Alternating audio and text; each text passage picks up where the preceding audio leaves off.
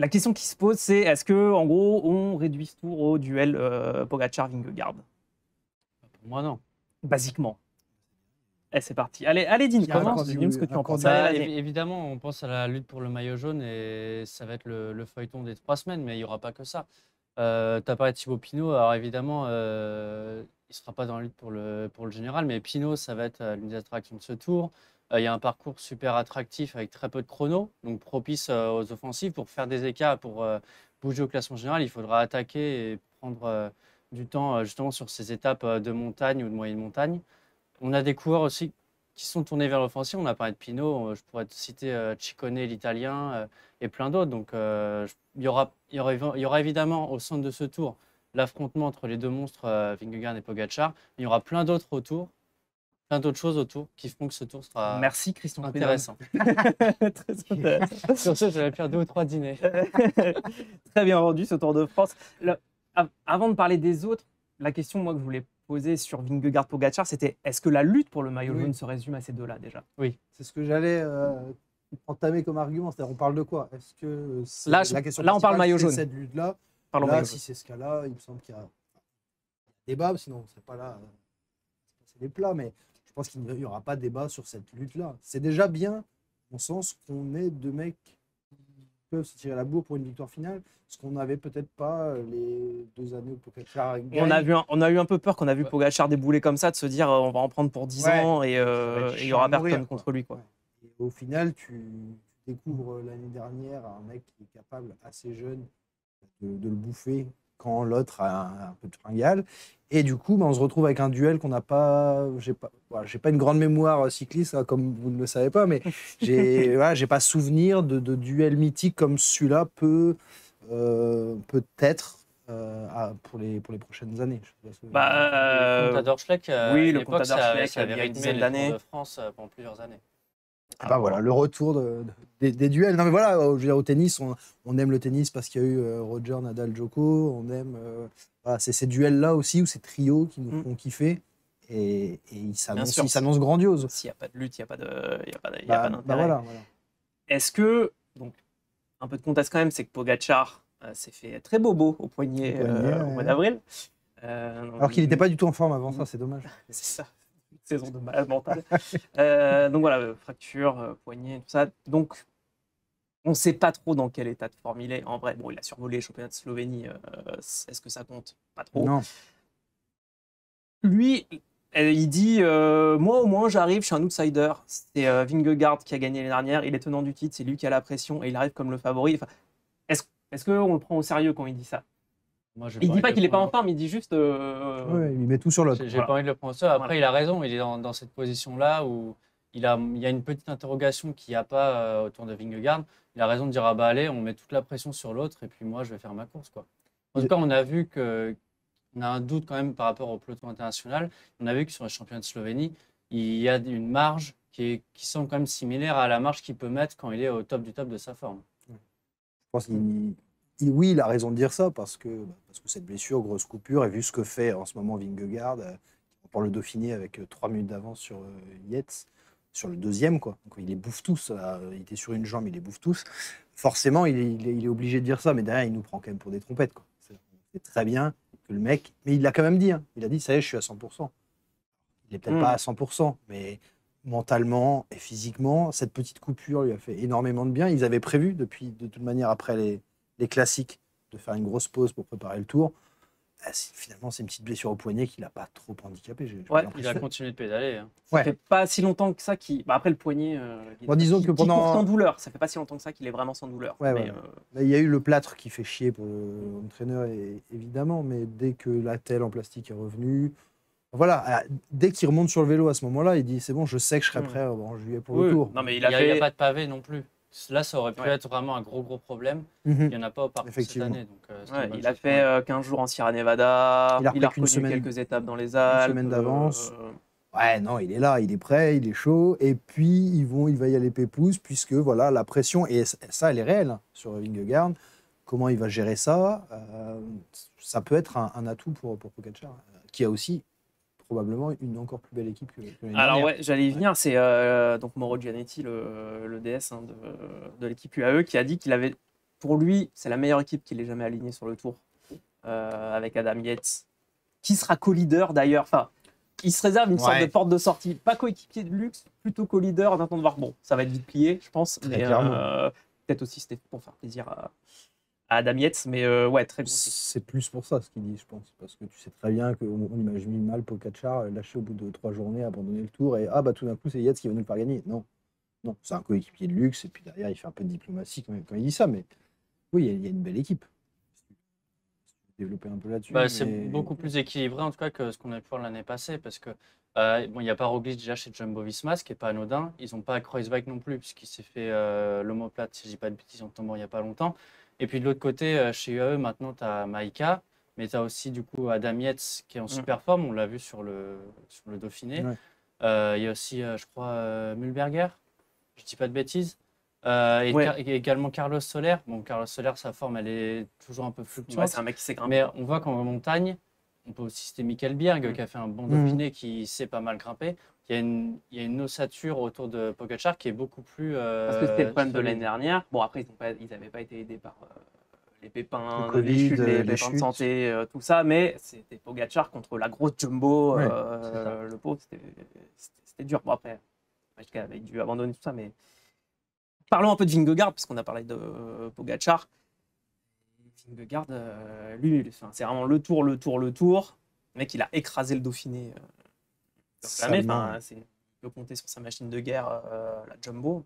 Il n'y a pas Roglic, mais oui, Roglic l'a aidé l'année dernière un petit peu. Là, en même temps, c'est vraiment l'équipe. Et en même temps, c'était un petit peu bâtard comme situation, on va dire. Là, au moins, c'est clair. Il n'y a pas Roglic. C'est que des gens pour lui, quoi. Au moins c'est clair et j'ai l'impression en lisant les interviews de Wout Van Aert, de Wout, que le gars a quand même plus accepté son rôle que l'an passé où il leur a mis quelques coups quand même un peu perso, un peu allez vous faire voir, j'enlève l'oreillette et je fais ce que je veux. C'était beau hein, pour les spectateurs, mais pour la stratégie d'équipe, ça l'est un peu moins. J'ai l'impression que cette année, il est vraiment au service de Vingegaard. Il sait quelles étapes il va jouer lui-même. Il est lui aussi dans une forme de cinglos. Ouais, il est bien entouré, Vingegaard, encore cette année, même sans Roglic. Quoi. Van Aert, tu n'auras pas le maillot vert, il me semble. Non, il a dit. C'est ça. Après, il y a aussi un point d'interrogation avec Van Aert, c'est que sa femme est sur le point d'accoucher. Ça va effectivement. arriver dans les prochaines semaines. Donc, il a dit qu'il comptait pas manquer l'accouchement. Donc, si l'accouchement de sa femme venait à. Terrible ce Tour de France. Il se joue à. Il plierait bagage. Et ça, c'est un élément. Ah, mais bien important sûr, dans bien l'équation, sûr. ouais.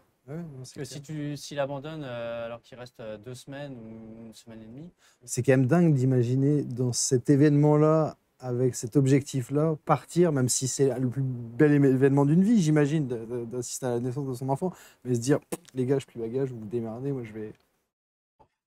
2 semaines. Oh, il va rester, et puis le bébé, il va savoir, il va attendre un peu, il va pour sortir. Ouais, non, mais intéressant de voir comment Vingegaard va aussi un peu gérer ce dont Pogačar parlait, la pression, parce que mine de rien, tu arrives sur un tour avec le dossard numéro 1 et être le grand favori, c'est pas pareil. Ouais, donc le tour, il n'y a rien de. Déjà, il y a rien de plus fort. Est-ce qu'il s'y attendait de cette situation, de ce qu'il allait advenir du tour de l'an dernier? Je ne suis pas sûr. il avait du mal d'ailleurs un petit peu après. Il s'était un peu caché, justement pour échapper un peu à toute cette pression, toute cette attention autour de lui après qu'il ait gagné le tour. Parce que pour le coup, lui, comparé à Pogačar, on sent que c'est un mec plus discret, qui n'attire pas forcément la lumière. Mais quand tu le vois, quand tu l'entends parler, tu as quand même l'impression qu'il est assez imperméable à la pression. Alors, ça va être le test là, on ne peut pas le dire maintenant, mais il est hyper ambitieux. Il a vraiment envie de tout bouffer dans sa carrière et de marquer aussi, lui aussi, l'histoire du cyclisme. C'est pas rien de dire ça. Donc je pense qu'il a les épaules taillées pour, il a l'équipe taillée pour. On a envie de. Je pense ce duel, il va nous faire vraiment vibrer, quoi. Il ne faut pas oublier non plus que l'année dernière, on a vu sur l'étape du Pec, la Jumbo, ils sont capables aussi de totalement péter un boulon en changeant 4 fois de vélo. Ouais. Alors là, une situation avec beaucoup de pression. Tu peux espérer quand même que les mecs ont appris de ce truc, parce que si derrière tu t'entoures avec le même cirque Pinder, c'est vrai que ça va être compliqué. C'était Vingegaard d'ailleurs qui s'est retrouvé avec le vélo de Van Hooijdonk. C'est ça. C'est qui fait 3 mètres. Pas les pédales, monsieur, comment en fait? Imagine 4 vélos. C'était une blague. Oui. Je regarde un peu s'il y a des commentaires. Qu'est-ce qu'on nous dit? Oui, quel beau plateau, tout de bleu. C'est vrai qu'on a un beau maillot de bleu. Je ne sais même pas concerter, mais c'est juste la classe naturelle de cette rédaction. On a un peu parlé des outsiders, parce que au-delà de ces deux-là, sur qui on compte un petit peu pour Aujourd'hui, il y a Henrik Mas Pour qui faire bouger a, les choses. qui a avancé ses pions. Oh là là, la Movistar, attention. Il est chaud, Ah, la il est chaud, Movistar. il y chaud, il y croit. Son argument, c'est de dire que vu que les deux vont se tirer la bourre, on sait jamais. Tu peux profiter d'un fait de course, d'un fait de jeu qui fait que derrière, tu arrives à grappiller.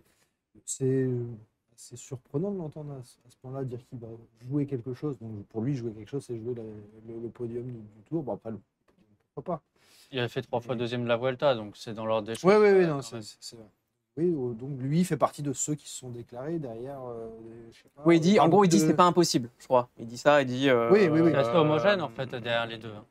Alors, Il y a qui Jane. on met? Carapaz? Où est-ce qu'on place, pas. où est-ce qu'on place des mecs comme O'Connor? Hindley, petite curiosité quand même, Ouais, pour son Jay premier Hindley, tour, ouais, c'est un peu le mec qui avait dont on- gagné le Giro dont on parle en ce l'année moment. dernière. C'est la première fois qu'il vient sur le tour. Sous-coté pour certains, mais hyper régulier dans les courses à étapes. Il y a Bora, plutôt une bonne équipe en plus autour de lui. Donc oui, il peut faire partie de ceux-là. T'as cité qui O'Connor. O'Connor. Qui fait un super Dauphiné. Hein. Il Il a fait Ouais, 4e il du fait Tour il y a troisième. 2 ans. L'année dernière, il avait dû abandonner, mais il est plutôt. Ouais, bah O'Connor, il s'était révélé, enfin c'est il y a 2 ans sur le tour, 4e, il fait un énorme, et l'année dernière il se look complet aux fraises. Et là, il a l'air plutôt dans une forme 3e du Dauphiné, je sais plus si vous l'avez dit, mais ça fait partie des bons outsiders. Et où est-ce qu'on met Gaudu? Parce que c'est son objectif de l'année. À Godu, il vient Et il arrive sans d'annoncer- référence. il Enfin, vient pour le coup, il d'annoncer arrive que sans tout référence. est possible. Déjà, quand le mec commence, tu sais que ça va être vite plié cette histoire. Gaudu termine à 25 minutes sur le Dauphiné. Ouais, mais Ouais, après, il y a le ouais. championnat de France. Après, Ouais, qui est Gaudu, 15e au championnat ce de qu'on France. dit pour Gaudu, ça peut s'appliquer à Henrik Mas ou Mikel 15e, Landa. c'est le dernier sur les championnats. Mas et Landa, comme Gaudu, juste avant le Dauphiné, ils ont fait un stage de prépa en altitude. Ils étaient aux frais sur le Dauphiné. Après, on a eu Gaudu sur le championnat de France, c'était mieux. Dans les conditions hyper dures, parce que quand même, au-delà du parcours, il faisait très chaud. Donc, ça peut que aller en s'améliorant. Donc, De toute façon, Ouais, mais oui. moi, je le mets dans le paquet avec peut-être juste un cran derrière un mec comme Hindley.